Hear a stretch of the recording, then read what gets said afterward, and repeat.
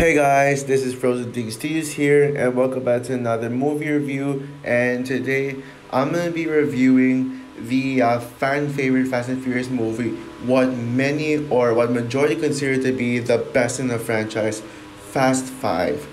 So Fast Five came out in the year 2011 and is the fifth installment in the Fast and Furious franchise, directed once again by Justin Lin and stars Vin Diesel, Paul Walker, Jordan the Brewster, Tyrese Gibson, Ludacris, Song Kang, Gal Gadot, and also a new additions from Dwayne Johnson and Elsa Pataki.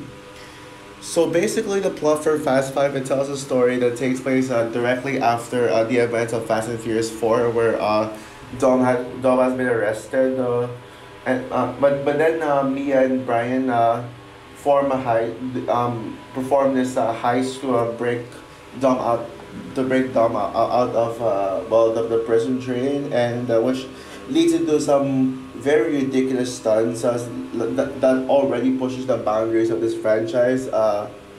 But after the whole plan making Dom escape,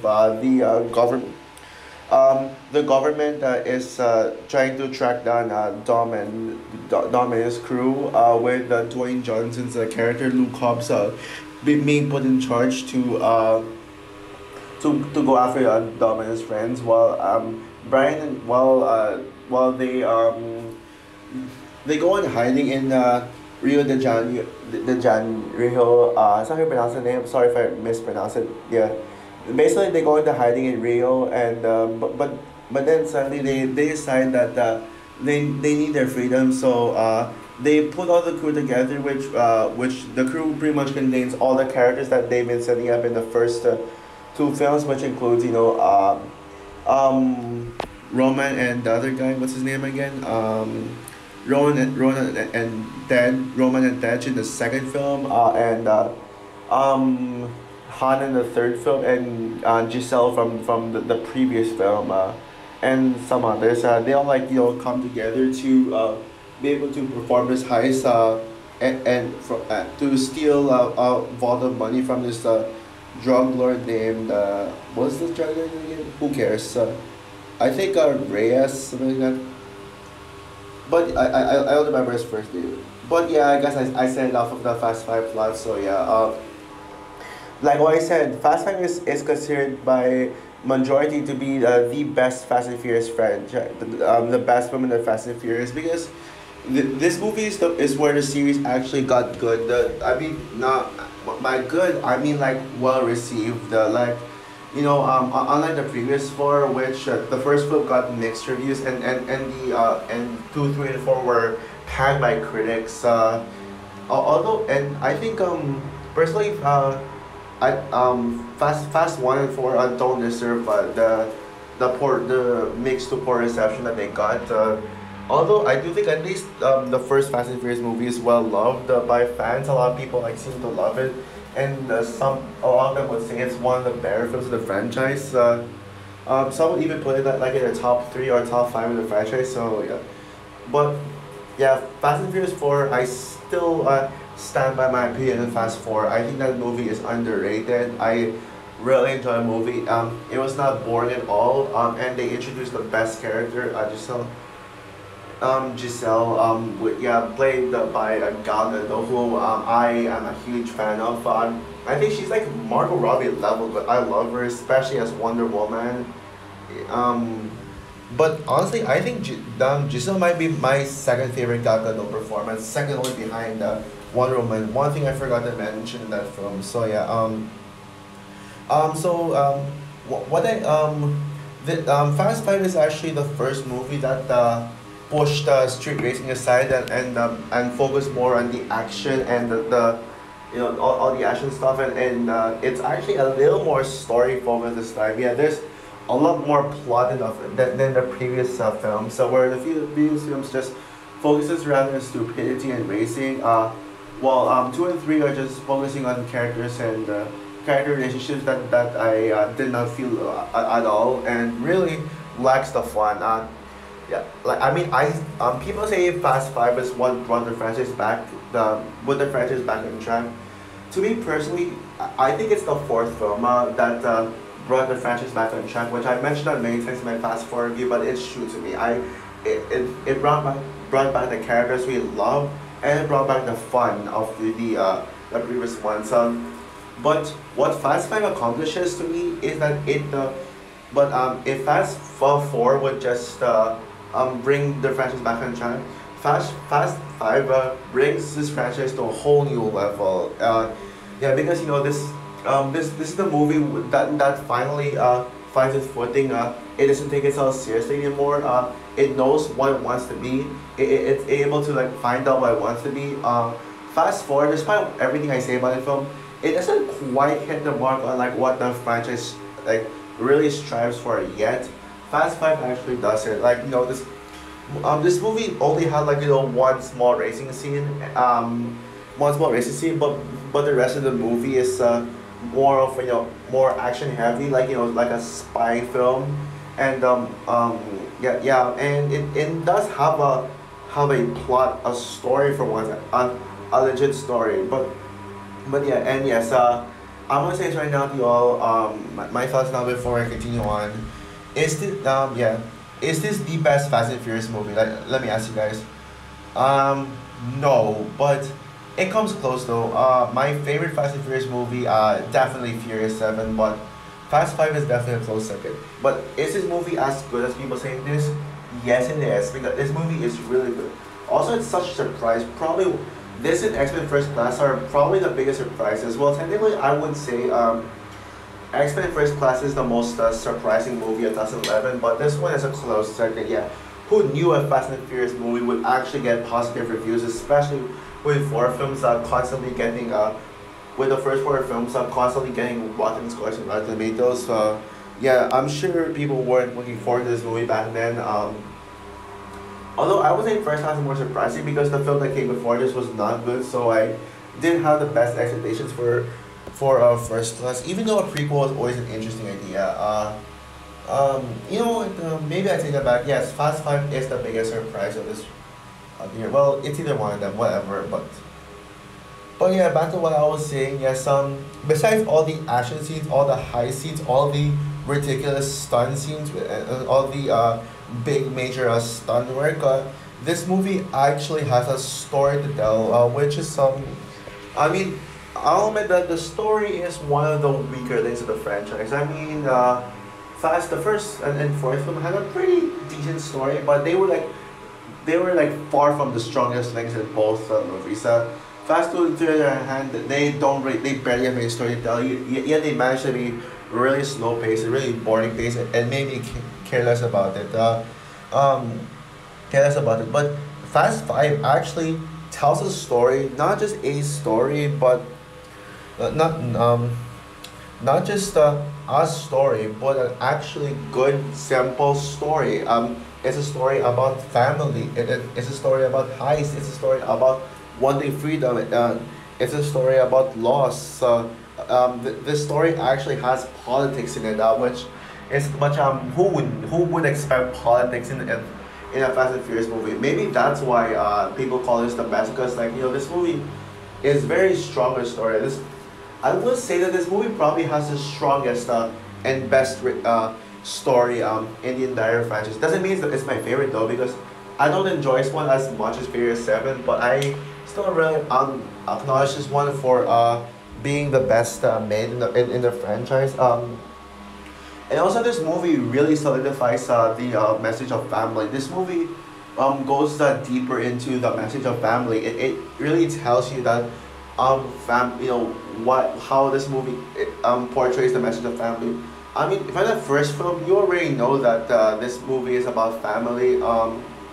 This movie the theme of the first film has always been about family. But 2, 3, and 4 never really established that much. Well, kind of for 4, but it's not really acknowledged very much as a family. Like I feel like in the fourth film, the family aspect has taken a backseat. 2 and 3, they don't even bring it up at all. They don't really, they seem to they weren't really used to the fact that this franchise is about family. But this movie besides all the other things I mentioned, one of the strongest things about this movie is that it really brought forward the message of family, and 6 through 9 and 10 really kept the momentum of giving out a message of family.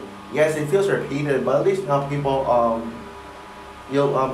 but I mean it feels very iconic now. People really think about it. Yeah, when you think about family, like a lot of people like would think about when you think about family in media, in entertainment, they always think about the Fast family. You mom, it's all about family. Whenever people would talk about Fast and Furious, the first thing that they speak of is it's family. It's all family. Yeah, so that's one thing that this movie really accomplishes. Yeah, to set that up. This is the movie that made this franchise as famous as it is. And is there anything else I want to say? Oh yeah.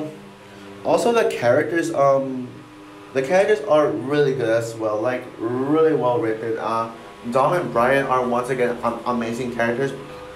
Probably one of their best appearances yet. I love Brian. I mean he still feels like the face of the franchise, and also Dom as well. I don't have much to say about them both, but I think they both have really arcs, and I mean their performances are really strong. But I think to me, the MVP of this movie is once again Mia Toretto. Yeah, just like the Fast and Furious one, Mia gets to shine the most in my opinion in this movie. Like I'm really appreciating Mia even more now. I don't know why I didn't give her enough recognition back then. I think Mia is such a great character, one of the best female characters, like one of my favorite female characters in this franchise. Like she's probably the most likable. I would say she's the most likable character in this franchise. She's the most kind-hearted franchise. Although yes, I still prefer Letty over Mia, but maybe that could change when I rewatch all the Letty Fast and Furious films. I'm gonna have to rethink about it actually if I think Letty or Mia is better. But for sure, I kind of prefer Giselle over them. Kind of. And also another female character in the franchise who's right up there for me is two of them is Ellie, the Asian girl from F9, and Hati from Hobbs and Shaw. So yeah, those five are my favorite female characters in the franchise. But this one I think Mia's just there's a reason why I actually put Mia as I said Mia as the MVP and not Giselle. I'll get into that later. But yeah, but now let's talk about the newcomer to the franchise, Dwayne The Rock Johnson. Now, nowadays I'm not really a fan of Dwayne Johnson. I just feel like he's kind of a bad producer. I don't like some of his decisions, like how he like the fact that he didn't want Black Adam to face Shazam, even though Black Adam is like Shazam is known to have Black Adam as his enemy. Even though I enjoyed the Black Adam movie, I think it's a guilty pleasure, and Dwayne Johnson is actually perfect as Black Adam. You can clearly tell the passion he had for really desperately wanting to portray Black Adam in that movie. I just don't like some of his ideas, and also Leza and don't get me started on Dwayne Johnson pitching the idea of a Moana remake. Yeah, why Dwayne Johnson? Why did you have to give Disney that idea? Not only to remake Moana, but to reuse the same cast. That's I mean, you can say all you want about it being Disney's fault, but the fact is it's actually Dwayne Johnson's fault. But I will say that Hobbs is actually one of the better Dwayne Johnson performances. Like right up there with Black Adam and Maui as my favorite Dwayne Johnson performance. I mean Hobbs really screams at Dwayne Johnson, and I know he's kind of the villain in this movie, like 50% the villain in this movie, because I mean it makes sense because he kind of does act a little evil, and he wants to like tear the family down, but I don't think he's actually that much of a villain. I don't think he's that much of a villain. Because he's just doing his job to arrest the Dom because after Dom's escape and he also wants to arrest Dom's crew because Dom's crew also were involved in the heist to get Dom out of prison. Like Brian, me, and all the other guys. I don't memorize everyone's names like that. There are some background characters who are kind of like among the weak links in the with the characters. And speaking of villain, that's something I want to address later on in this video. But before I get into that, let's talk about the action scenes. Yeah, we come into the Fast and Furious movies not for story, not for characters. Well, even though I love the I like most of the characters in this one, but we came here for the action. We came here for high adrenaline rush action scenes like that has so much tension to it. And I gotta tell you right now, wow, the action in this movie is absolutely amazing. Now, I kind of had a little bit of low expectations, but before seeing this in the first time, like, I mean, before watching this one back when I rewatched the Fast and Furious movies leading up to F9, because I mean, if people think that this is the best Fast and Furious movie, chances are this movie would have been really slow paced and to focus more on story, and we wouldn't have gotten a lot of action. But no, that's not the case. This movie screams action. This is maybe my favorite action movie, 2011. But I mean, no, I wouldn't really. I'm not sure if I would actually put this in my top 10 of 2011 because there could be better movies like. But considering that 2011 was not really a very good year for movies.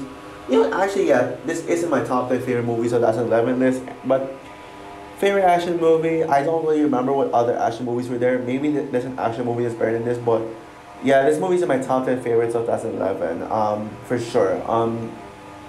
But yeah, this movie has so many great action scenes. You got the opening escape scene, with with Brian and Mia and some of the other crew guys. I think Han was there. But I don't fully remember. Was he there? I don't remember. But whatever.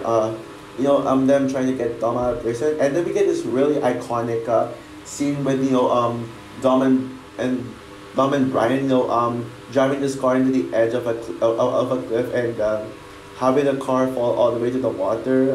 That's actually an iconic scene and a very iconic shot to the franchise.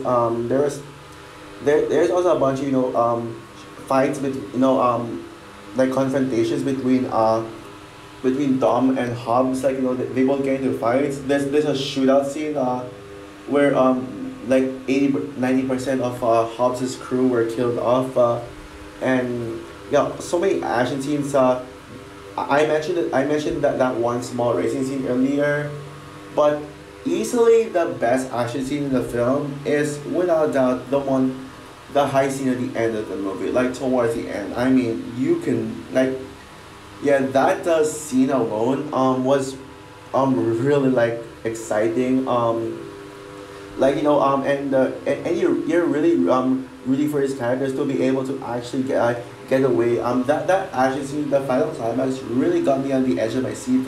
Really rooting for Dom and Brian to be able to get away with the vault and be able to earn their freedom. And yeah, that was like really exciting. Yeah, and seeing Dom and Brian smash the vault into cars. Yeah, that's a hint on what's to come in the franchise. So yeah, and speaking of that scene alone, I should probably mention as well before I forgot. This is the movie that's most important to Fast X, to building up the Fast X. So yeah, I'm glad I'm ready. I already reached that point because this movie is pretty much what will tie into Fast X. Because we're going back to the villain and Revenge. Basically, Jason Momoa as Dante is the son of the villain in this movie. And they stole his vault in his life and even killed him. Yeah, they really smashed the vault on the villain's car and killed him. And we even saw that Jason Momoa was actually in the background the whole time, and we didn't really notice it at the time, but he was really just there in the background. Yeah, yeah, while I was watching that scene and this rewatch of the movie, I was actually imagining, Jason Momoa being there in the in the background, in the background, and also like when I saw the car, falling off the cliff, to the ocean, I knew that was Jason Momoa's car.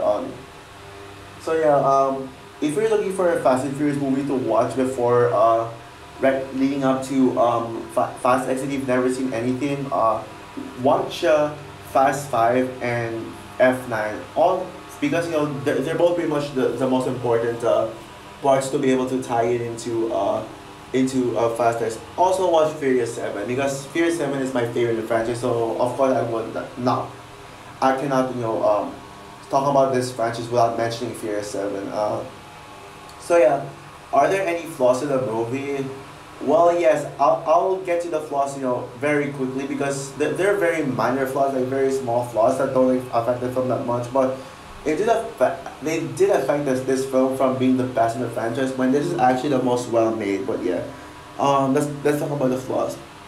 I think my biggest issue with the film is that it doesn't have a true, like a proper villain. Yes, there was a main antagonist, which is the John Lord guy. Oh yeah, his name was Herman Reyes. I remember now. Yeah, but yeah, Dwayne Johnson was, well, kind of a villain, but at the same time he's not really a villain. He was just doing his part. I already mentioned that, but I feel like Herman Reyes, the quote unquote main villain of the movie, was just thrown in at the last minute just for a plot device. Like I don't remember seeing him like earlier on in the film. But so I feel like he was just thrown in the movie just for the sake of plot device. Like he was only there like very like present in the third act just so that the plot can move forward with the vault heist scene and have them like lead the all the security all the guys to chase them. Even though he clearly lost, yeah, not a fan of him. But to be fair, guys, the villains are usually the weak link in they're usually the weak link in in the franchise.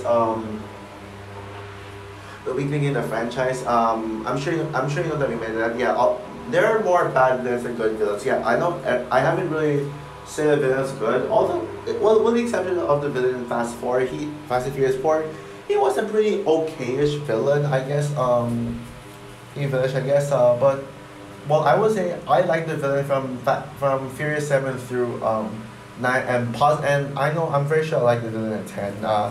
So yeah, and also another flaw is that is Giselle.